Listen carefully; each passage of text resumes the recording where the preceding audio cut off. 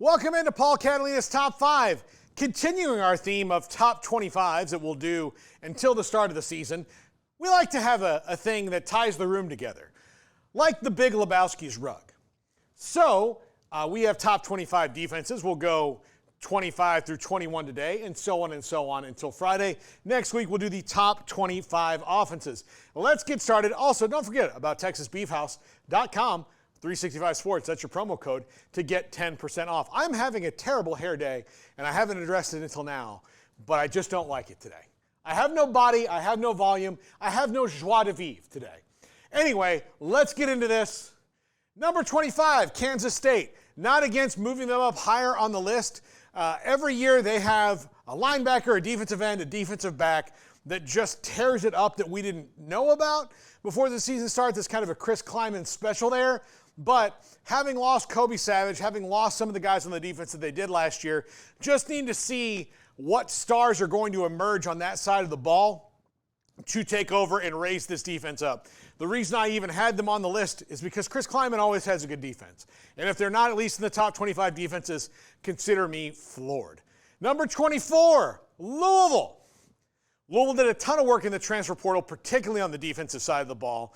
Also, they got defensive end Ashton Gillott, who's their really, really good player. And this team will probably have to win on defense a little bit more just because, as we've talked about in the past, Tyler Shuck, their presumed starting quarterback, has transferred from Oregon to Tech and now to Louisville. He is only really available to be a transfer quarterback because he's constantly getting hurt. So their defense has to play good because there's a really good chance, based on Tyler Shuck's history, that their offense may not have their starting quarterback week after week after week. Now, if it does, even better because they're already really good in that side of the ball, but they may have to be even better than they planned on just because they've got a quarterback who is, career-wise, very fragile. Number 23, Florida. Garrett, I guess I love that. Oh, I love it. Here's the thing. You look up Florida gifts. There's only one, right? I mean, it's only one in my heart. There's only one. I mean, like I looked. I mean, it's not like there's a million of them of varying degrees, even of him happy. I mean, I didn't see any of those. This is all that came up when I put in Florida. That's it. That and a guy with his shirt off in jorts wrestling an alligator. What was more respectful? This. I don't know. Some people say I'm mean, and to those people I say yes. Florida, in spite of all of the troubles they've had the last few years, their defense has actually remained pretty good. I mean, they're not getting blown out of these games like you would think a team that has a coach on the ropes is. They've had good defensive talents. Now, look, they've lost some guys, no doubt about it, but consistently, the defense has been good, and they've got one of the best young defensive coordinators in the country there at Florida. So if they could reasonably function on offense, this is a team that could be really good. Now, we've talked at length about their schedule, and their schedule is a problem. So this defense will probably slow some people down, but I think given the fact that their schedule is so tough, slow down and stop are going to be maybe a little further apart than they would like. But still a team that has a really good defense, and the SEC knows this. They have to prepare for Florida on defense. They really do get after it each and every week. Number 22, Oklahoma State. I've never used this one before. Usually I use another one.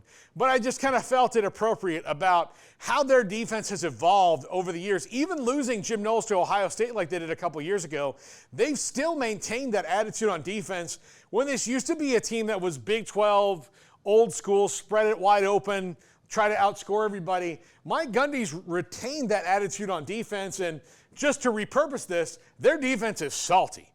Most of the time, they've got guys that make tackles. They've got guys that are fundamentally sound, gap integrity, all those buzzwords you like to hear. They have that going on at Oklahoma State, and it's just kind of become ingrained in their team's culture over the last few years. Really, I think, Jim Knowles' tenure, and then after, they've been able to kind of keep on that. Number 21, to wrap it up for today, Texas A&M. Yes, Miles, I was as confused as you are. But I think with Mike Elko coming back, we might see shades of the Wrecking Crew. And this was when A&M was at their best under R.C. Slocum. which is their best run in history, they were a complete team on defense. They could stop your drive, snuff it out, no matter what was going on. Great defensive players rolled through A&M. Quentin Coriat, William Thomas, Dat Wynn, like Sam Adams, so many tough players. Miles Garrett, and Von Miller, the last two true elite defensive players who rolled through there, although they had some really good ones. Don't get me wrong, really good ones. But I do think under Mike Elko, Texas A&M will refine its identity on defense and get in people's grills like the Wrecking Crew used to. That is not something that's really been consistent over the last few years, except when Mike Elko was there before. He was even an improvement over John Chavis, who was a legendary SEC defensive coordinator, but he didn't quite jive at A&M as much as Mike Elko did. Now Mike Elko's back in charge, and this team's identity will be on defense for sure. Tomorrow, numbers 20 through 16, Smokey and I are wrapping it up right now.